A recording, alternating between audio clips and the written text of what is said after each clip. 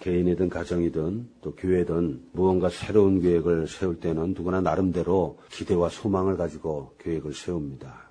그러나 계획을 세우면서도 만일 내가 세운 이 계획이 내 뜻대로 잘 되지 않으면 어떡하지? 라는 그런 불안과 두려운 생각이 늘 마음 한쪽 구석에는 자리를 잡습니다. 그 불안과 두려움, 성경에 매우 자주 등장하는 것이 두려움이라는 단어입니다. 성경에 두려움이라는 단어가 366번 나온다 그럽니다. 나는 씌워붙지는 않았어요. 근데 성경에 두려움이라는 말이 그렇게 자주 언급이 된다는 것은 우리는 인생길에서 그만큼 두려워할 만한 일들이 많이 있다라는 그런 반증이기도 합니다. 오늘 본문 말씀은 그다지 긴 말씀은 아니지만 그러나 이 짧은 말씀 가운데서도 두려워 말라는 말씀이 무려 3번이나 나옵니다. 10절 보면 두려워 말라 내가 너와 함께함이니라 말씀하고 있고 13절 중간에도 두려워 말라 내가 너를 도우리라는 말씀이 나오고 14절에 보면 지렁이 같은 너희 야곱아 너희 이스라엘 사람들아 두려워 말라 이렇게 3번이나 두려워 말라는 말씀이 나옵니다. 그런데 오늘 본문을 보게 되면 두려워 말라는 말씀이 나올 때마다 곧 이어서 뒤따라 나오는 말씀인데 그것은 하나님께서 도우시겠다는 그런 약속의 말씀입니다. 참으로 내가 너를 도와주겠다. 내가 너를 돕겠다. 내가 너를 도울 것이라. 계속해서 두려워 말라는 말씀에 이어서 이 말씀이 반복되고 있습니다. 하나님께서는 고통스러운 환경을 자기 자신의 힘만으로는 도저히 헤쳐나갈 수 없는 그래서 두려워 떨 수밖에 없는 그런 하나님의 사랑하는 백성들에게 두려워 말라고 말씀을 하시면서 내가 너와 함께 하겠다. 그래서 내가 너를 참으로 도와주겠다. 이렇게 약속을 하십니다. 이 약속의 말씀을 믿음으로 말미암아 삶이 비록 고단할지라도 고단한 속에서도 위로를 받고 승리하는 여러분들 되실 주의 이름으로 먼저 축원합니다. 오늘 하나님의 말씀은 그러나로 시작되고 있습니다. 그러나 무슨 말씀인가? 이스라엘은 하나님께서 선택하신 그런 선민입니다. 그런데 그러한 이스라엘 민족에게 죄가 있었습니다.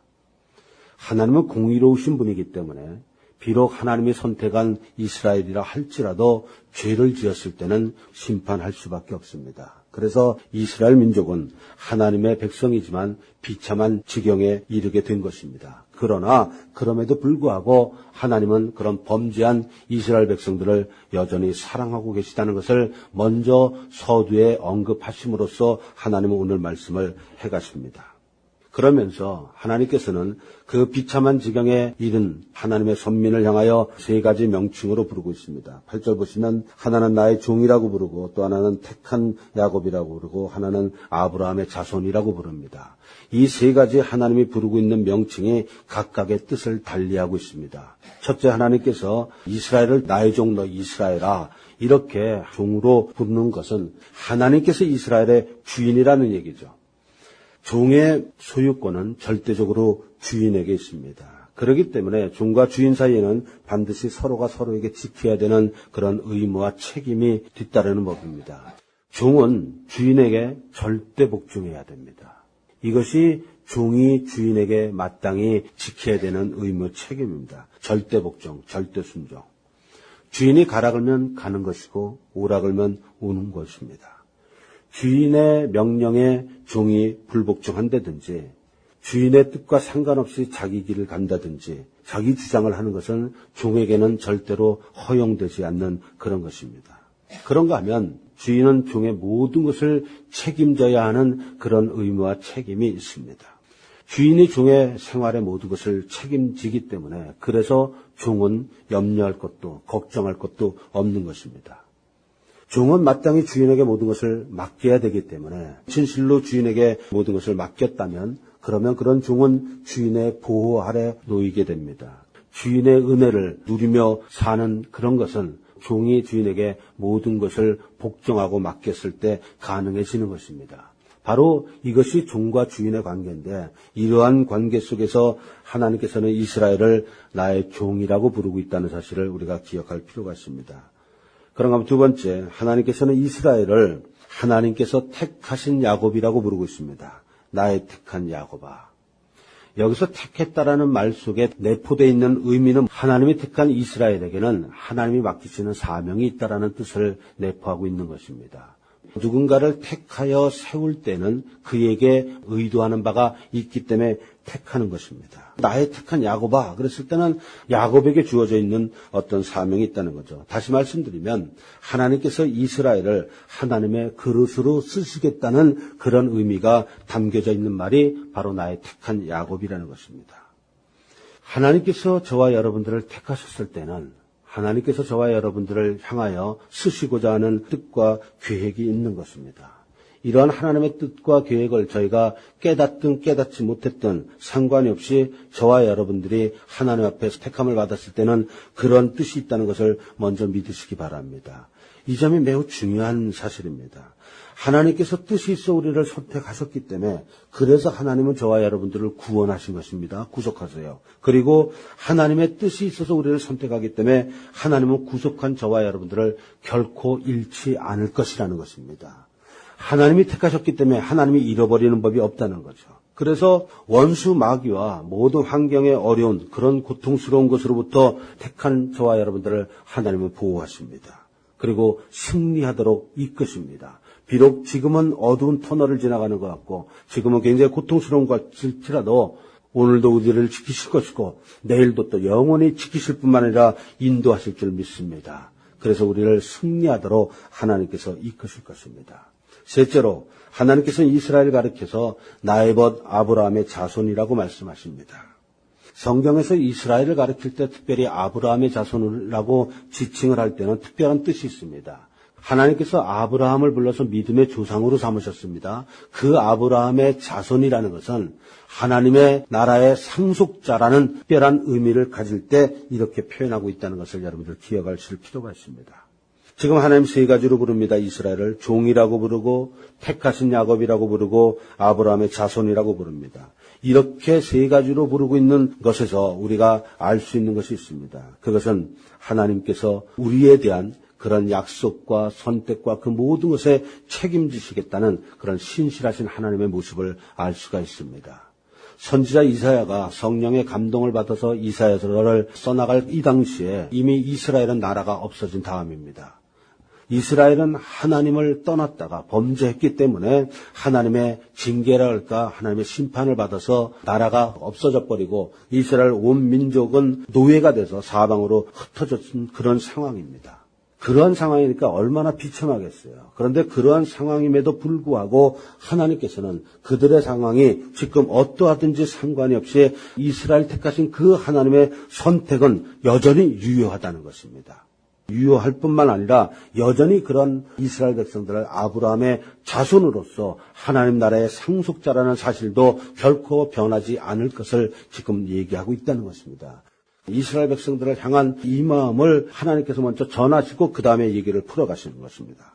여러분 오늘날도 하나님께서는 영적 이스라엘인 저와 여러분들이 어떠한 환경과 처지에 놓여 있을지라도 설령 우리가 범죄에서 하나님을 떠났다 할지라도 저와 여러분들을 향하신 하나님의 그 사랑과 그 약속에는 결코 변함이 없다는 사실을 믿으시기 바랍니다. 9절에 보면은 이러한 하나님의 마음이 잘 나타나 있습니다. 9절 말씀 보십니다. 내가 땅끝에서부터 너를 붙들며 땅 모퉁이에서부터 너를 부르고 내게 이르기를 너는 나의 종이라 내가 너를 택하여 실어버리지 아니하였다 하였노라. 이스라엘의 노예가 돼서 사방으로 흩어졌습니다. 그렇게 제 아무리 먼 땅끝까지 흩어져 있다 할지라도 그래도 이스라엘과 하나님의 관계는 절대로 변하지 않는다는 말씀입니다. 이러한 것을 로마서 11장 29절에는 하나님의 은사와 부르심에는 후회하심이 없느니라고 말씀합니다. 하나님께서 저와 여러분들을 택하여 세우시고 하나님 나라의 상속자로 삼으시고 저와 여러분들을 하나님께서 뭔가 쓰시려고자 하는 그런 계획으로 저희들을 부르셨으면 우리들이 비록 범죄하여 하나님의 징계를 받는다 할지라도 그러한 하나님의 선택과 부르심과 은사에는 절대로 하나님 후회하시는 법이 없고 그것을 반드시 이루신다는 것입니다. 내가 너를 택하여 실어버리지 아니하였다. 우리가 연약해서 하나님을 실망시켜드릴 것을 뻔히 알면서도 하나님은 우리를 택하셨습니다. 그리고 하나님이 충분히 예상했던 것처럼 그런 선택받은 우리들이 하나님의 마음을 아프게 하고 범죄했습니다. 그러나 그럼에도 불구하고 내가 너를 택하고 실어버리지 아니하였다는 이 말씀이 저와 여러분들에게 얼마나 위로가 되는 말씀인지 모릅니다. 지금 이스라엘은 나라가 망했습니다. 백성들은 포로가 돼서 뿔뿔이 흩어져 있는 그런 비참한 처지입니다. 제가 지난주에도 말씀드린 것 같은데 하나님께서는 하나님의 백성들이 범죄하는 즉시 그때그때마다 일일이 다 간섭하시는 것이 아닙니다. 두고 보십니다. 한동안 두고 보고 계심으로써 돌이킬 기회를 줍니다. 그런데 돌이킬 기회를 여러 번 줬음에도 불구하고 끝내 돌이키지 않으면 그때부터 하나님의 간섭이 시작됩니다. 그리고 그 간섭은 계속해서 그 도가 세집니다. 범죄한 하나님의 백성에 대한 하나님의 간섭은 인생에서의 곤고함으로 나타나는 법입니다. 그렇기 때문에 저와 여러분들이 개인적으로나 가정적으로나 또는 교회로 볼 때 하나님의 간섭이 있어서 곤고한 삶을 살 수밖에 없을 때 그때 우리는 자신의 삶을 겸손하게 돌아봐야 됩니다. 그런데 하나님의 간섭이 인생의 어떤 삶의 고통으로 나타나게 될 때 사람들은 흔히 하나님께서 나를 잊어버리셨나 보다 또는 하나님께서 나를 싫어하시는가 보다 이렇게 오해들을 많이 합니다. 그러나 그렇지 않습니다. 오히려 하나님이 우리가 곤고함 속에 빠져 있을 때 잊어버리신 것이 아니라 불꽃 같은 눈동자로 저와 여러분들을 살피십니다. 싫어하시는 것이 아니라 그래서 내어버리는 것이 아니라 오히려 더욱더 사랑하시는 것입니다. 그래서 하나님은 징계하실 때 그 하나님의 백성들이 그러한 징계 또는 심판으로 말미암아 삶의 고단함, 그 고통을 이기지 못해서 그나마 가지고 있는 작은 믿음조차도 흔들리고 그 작은 믿음조차도 없어질까 봐 하나님은 이것을 걱정하십니다. 그래서 때리시면서 한편으로 안으시는 것입니다. 하나님은 그런 분이십니다. 때리시면서 안으시고요. 그 아픔을 주시면서도 그 상처를 싸매시는 분이에요. 이게 아버지의 사랑입니다. 그래서 하나님께서는 그 하나님의 백성들이 고통 속에 빠져 있는 것을 보면서 염려하셔서 두려워 말라라고 얘기하시면서 위로하십니다. 그리고 내가 너를 도울 것이라 라고 얘기를 해요. 이것은 하나님의 백성들이 잘했다는 것을 얘기하는 것이 결코 아닙니다. 하나님은 공의로우신 분이고 거룩하신 분이기 때문에 하나님의 백성들이 잘못하면 반드시 징계하십니다. 그래서 인생의 곤고함으로 그 간섭함이 나타나는 거예요. 그러나 그것은 결코 목적이 아닌 줄 믿습니다. 그런 간섭을 통해서 여러분들의 가정이나 우리 교회의 고통을 통해서 하나님은 우리가 하나님의 사람으로서 하나님이 기뻐하시는 그런 교회 공동체로서 우뚝 서기를 원하시는 것입니다. 그런데도 우리의 연약함 때문에 혹시 그 고통의 무게에 못 이겨서 우리가 그나마 그 적은 믿음, 별것 아닌 그 믿음마저도 사라질까 봐 두려워 말라라고 얘기하는 것입니다. 내가 너를 도울 것이다. 내가 너를 오른손으로 붙들 것이다. 하나님 말씀하십니다. 하나님의 이 마음 저와 여러분들이 잘 깨닫게 되기 바랍니다. 하나님 말씀하신 그것은 이것입니다. 너는 나의 종이라. 그러니까 내가 너에게 명령하는 것을 그대로 지켜야 될 것이 아니냐. 너는 내 말을 듣고 순종해라. 네가 걷고 있는 길이 나의 뜻과 다르다면 그 길에서 떠나서 내게로 속히 돌아오라. 그러면 내가 너의 모든 것을 책임지겠다. 내가 너의 고통을 모르는 것이 아니라 이미 너의 고통도 보았고 너의 눈물도 내가 충분히 봤다. 네가 잘못했지만 나는 여전히 너를 사랑한다. 두려워 말라. 내가 너를 도울 것이다. 지금 하나님은 이것을 얘기하고 있는 것입니다. 여러분, 우리는 두려워 말라는 하나님의 이 말씀에 대해서 깊이 묵상해 볼 필요가 있습니다. 성경을 보면 두려움이라는 단어가 처음 나온 것이 창세기 3장 10절입니다. 하나님께서는 선악과를 먹지 말라고 얘기했습니다. 선악과를 먹는 날은 정령 죽으리라고 얘기를 했어요. 그러나 아담과 하와가 뱀의 꼬임에 속아서 선악과를 먹고 맙니다. 그러자 아담에게 금방 죄책감이 들어왔어요. 우리가 범죄하는 순간 우리는 범죄했다는 사실을 모르지 않습니다. 내가 잘못하는 순간 감정이나 성격이나 이런 걸 이기지 못해서 범죄하는 그 순간에도 하면서 곧바로 이것이 아닌데라는 것을 압니다. 아담이 똑같았어요. 그래서 자기가 범죄한 것을 알고 그래서 하나님께서 저를 기뻐하지 않을 것을 알았기 때문에 하나님께서 아담아 네가 어디 있냐 부르는데 아담은 두려워서 숨습니다. 그래서 내가 두려워야 숨었나이다 얘기를 합니다. 두려웠다는 거예요. 여러분 무엇을 알 수 있습니까? 두려움이라는 감정이 무엇인가 하는 거예요. 여러분 다 두려워하는 것이 있을 것입니다. 제 안에도 두려움이 많고 여러분들 안에도 두려움이 많습니다. 자기의 성격이 배짱이 두둑한 사람이냐 아니냐고 상관이 없이 인간은 누구나 다 두려움이 이 안에 존재하고 있는 것입니다. 두려움이라는 것은 과연 무엇인가? 두려움이라는 것은 어떤 이유로 두려워하든 예를 들면 경제적인 어려움 때문에 두려워할 수가 있습니다. 인간관계의 어떤 갈등 때문에 두려워할 수가 있습니다. 나의 앞날이 불투명하기 때문에 두려워할 수 있습니다. 그러나 그 어떤 이유로 두려워하던 모든 두려움은 궁극적으로 하나님의 심판에 대한 두려움이라는 것을 여러분들 기억하셔야 됩니다. 내가 하나님 앞에 당당하고 하나님 앞에 부끄러울 것이 없다면 아무런 두려움이 없는 것입니다. 그저 나는 내 상황에서 내가 할 수 있는 말을 최선을 다해서 하면 되는 거예요. 우리가 건강을 잃어버릴 때 내가 이거 건강 때문에 죽으면 어떡하나 하는 두려움이 있을 수가 있습니다. 그것도 가만 보면 하나님의 심판으로 인한 두려움이에요. 내가 사업을 해서 돈을 잘 벌기를 원합니다. 근데 사업이 안 되면 어떡하나. 돈에 대한 두려움 같이 보이지만 그것은 궁극적으로는 심판에 대한 두려움인 것입니다. 모든 두려움의 궁극적인 것은 하나님의 심판에 대한 두려움입니다. 그렇기 때문에 두려움의 뿌리는 결국은 뭐냐면 죄라는 것입니다. 하나님의 뜻에 순종하여 사는 사람은 자기의 삶을 온전히 하나님께 맡기는 사람이기 때문에 하나님께서 보호하시고 지키시고 인도하실 것을 정말로 믿게 됩니다. 그래서 두려움 자체가 없습니다. 그러나 우리의 인간 깊숙이 자리 잡은 이 죄라는 것 때문에 우리 인간은 두려움이라는 것을 필연적으로 피할 길이 없는 것입니다. 죄가 가져다주는 심판에 대한 죄인의 반응, 이것이 바로 두려움으로 나타나는 것입니다. 두려움이라는 것은 특별한 원인이 없는데도 이 속에서 저절로 발생하는 그런 단순한 심리 현상이 결코 아닙니다. 두려움이라는 것은 실제로 항상 존재하는 것 때문에 생기는 법입니다. 여러분들이 무엇 때문에 두려워하고 있다면 그것을 깊이 한번 생각해 보십시오. 깊이 거슬러 올라가면 죄 때문이라는 것을 알게 됩니다. 다시 말씀드리면 인생이 뭔가를 두려워하고 있을 때는 두려워해야 할 일이 있기 때문에 두려운 마음이 생기는 것이라는 얘기입니다. 자, 그런데 정말 문제가 되는 사람은 뭐냐면 두려움이 없는 사람이 문제입니다. 두려움이 없는 사람은 사실 그 사람은 죽은 사람이나 다름이 없습니다. 양심에 화인맞은 사람은 두려움이 없습니다. 어떠한 범죄를 하더라도 두려움이 없어요. 양심에 화인 맞았기 때문에 죽어 있는 것입니다. 두려움이라는 것은 그런 의미에서 구원의 마지막 보루라고 할 수 있습니다. 만일 자신의 마음 한가운데 아직도 두려움이 존재하고 있는 사람이라면 그것은 그가 살아있다는 증거입니다.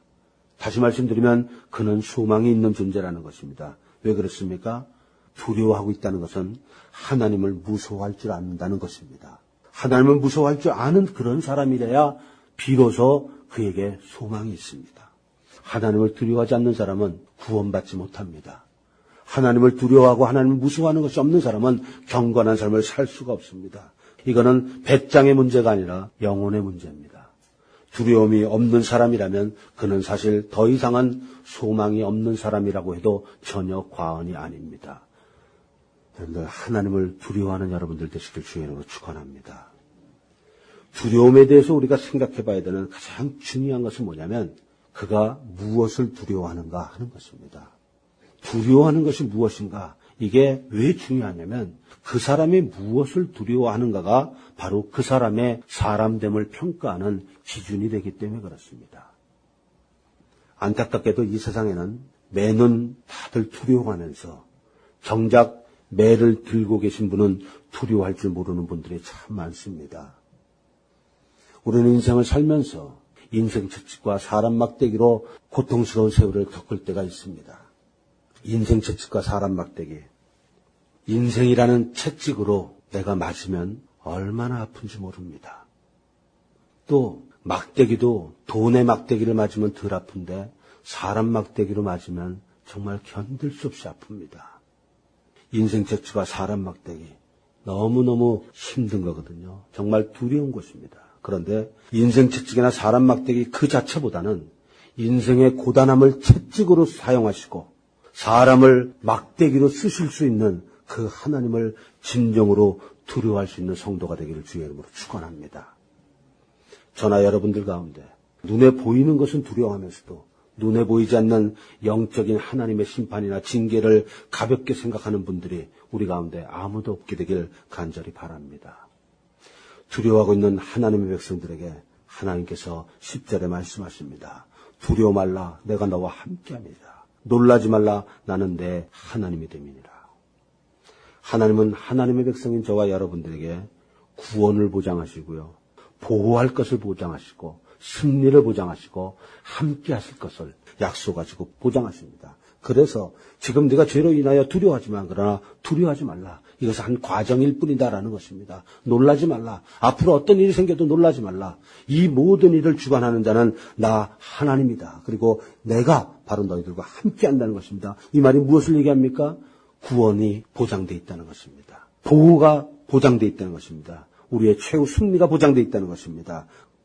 하나님은 비록 저와 여러분들이 하나님을 실망시켜 드렸을지라도 하나님께서는 여전히 그러한 저와 여러분들을 사랑하십니다. 믿으십니까, 여러분? 저와 여러분들은 하나님을 실망시켜드리면 안 됩니다. 범죄하면 안 됩니다. 그러나 우리는 연약해서 얼마나 자주 넘어지고 얼마나 자주 하나님을 실망시켜드리는지 모릅니다. 때로는 실망시켜드리는 도를 넘어서서 하나님의 가슴을 찢어놓는 그런 불충한 모습으로 살아갑니다. 그러나 그럼에도 불구하고 하나님은 저와 여러분들을 사랑한다는 사실을 여러분들 꼭 기억하시기 바랍니다. 이사야서 59장 1절과 2절에서 하나님은 이렇게 말씀하십니다. 여호와의 손이 짧아 구원치 못하심도 아니요 귀가 둔하여 듣지 못하심도 아니라. 하나님의 손이 짧아서 지금 구원하지 않는 것이 아니다. 하나님의 귀가 둔해서 너희들이 부르짖는 그 아픔의 소리를 듣지 못하는 것이 아니다. 오직 너희 죄악이 너희와 너희 하나님 사이를 내었다. 우리의 죄악이 거룩하신 하나님과 우리 사이를 갈라놨다는 것입니다. 사이를 띄어놨다는 거예요. 너희 죄가 그 얼굴을 가리워서 너희를 듣지 않으시게 합니다. 우리의 죄 때문에, 우리의 허물 때문에 기도하는데도 불구하고 다 들으시지만 하나님께서 그것에 대한 반응을 하지 않는다는 것입니다. 이것이 징계요, 이것이 심판이에요. 그래서 저와 여러분들이 하나님 앞에 불충하고 하나님 앞에 바로 서지 못했을 때 우리는 환경의 곤고함을 만납니다. 인생의 어두운 터널을 지나가는 때를 만납니다. 그럴 때 우리가 해야 되는 것은 하나님 앞에 나아가는 것입니다. 하나님 앞에 나가기만 하면 하나님께서 의로운 오른손으로 저와 여러분들을 붙드시는 것을 보게 될 것입니다. 하나님은 범죄하여 두려워하는 저와 여러분들을 진정으로 사랑하시고 도우시는 은혜로운 분이심을 믿으십시오. 그래서 하나님은 징계와 더불어 또다시 싸매십니다. 내가 너를 굳세게 하리라. 너의 믿음을 내가 붙들어 주겠다는 거죠. 참으로 너를 도와주리라. 왜 참으로라는 말이 들어갔을까요? 이스라엘은 지금 징계당하고 있습니다. 나라도 망했고 뿔뿔이 흩어져 노예 생활하고 있는 그런 상황인데 두려워 말라 그러니까 이게 도대체 무슨 소리인가 싶지 않겠습니까? 그러니까 하나님께서 다짐하는 거예요. 참으로 너를 도와주리라. 내가 정말 도와줄게. 걱정하지 마 이런 얘기죠. 참으로 나의 의로운 오른손으로 너를 붙들리라. 여러분 고통스럽죠 지금. 우리 교회도 힘든 시절을 지금 지나가고 있습니다. 그러나 하나님 말씀하십니다. 참으로 내가 너를 도와주겠다. 참으로 나의 의로운 오른손으로 우리 교회를 붙들리라. 하나님의 음성으로 들으시기를 축원합니다.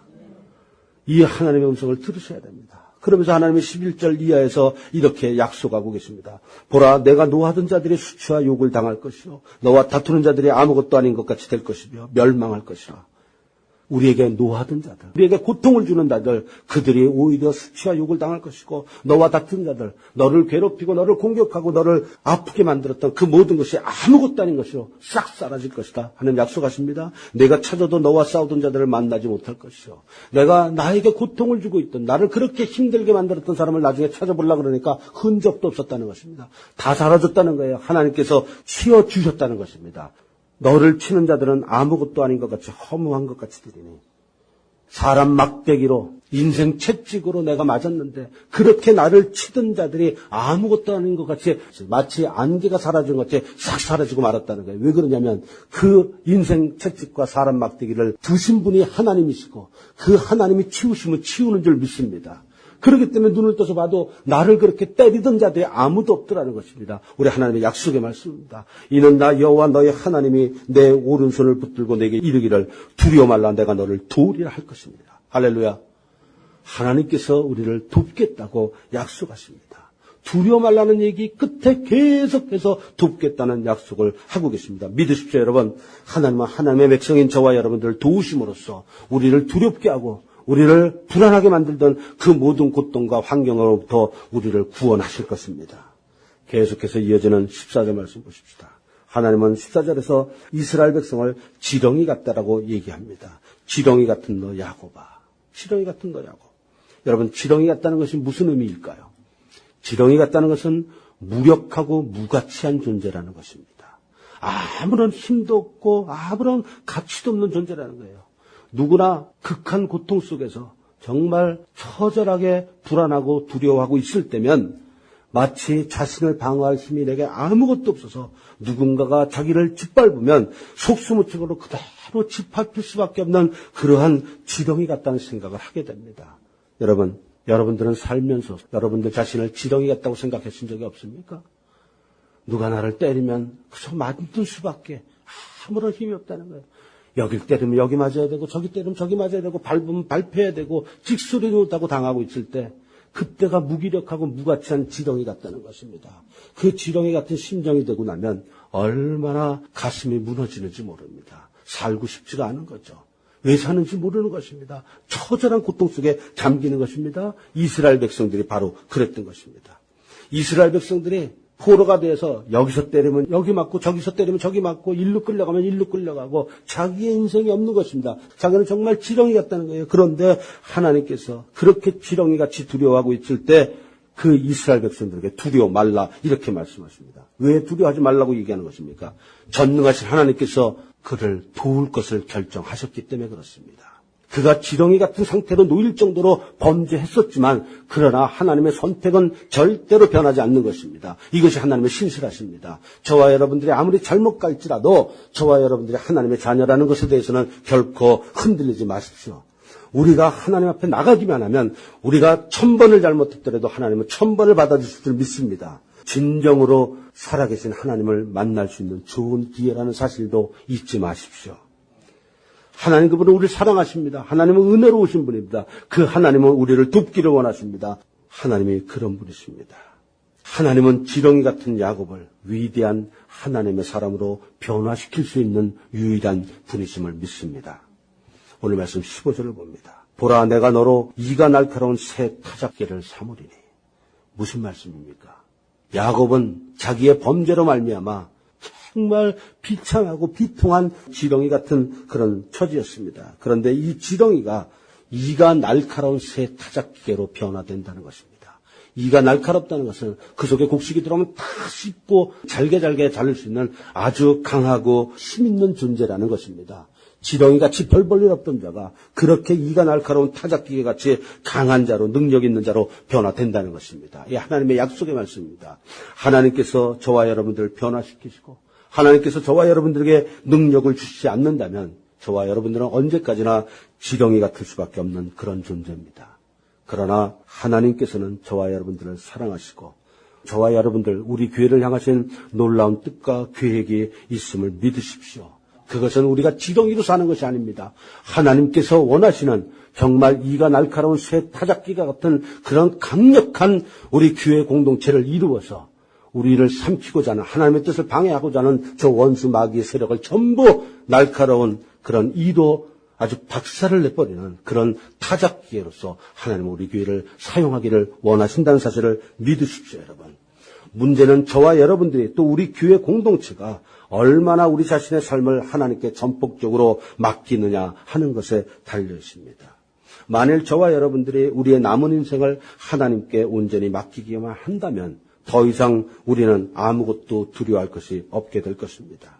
그때 저와 여러분들의 인생은, 그때 우리 교회는 지렁이 같은 무력하고 무가치한 인생에서 이가 날카로운 새 타작기같이 강력하고 힘있는 교회 공동체와 인생이 될 뿐 아니라 마치 보석처럼 빛나고 아름답고 멋진 그런 인생으로 변할 줄 믿습니다.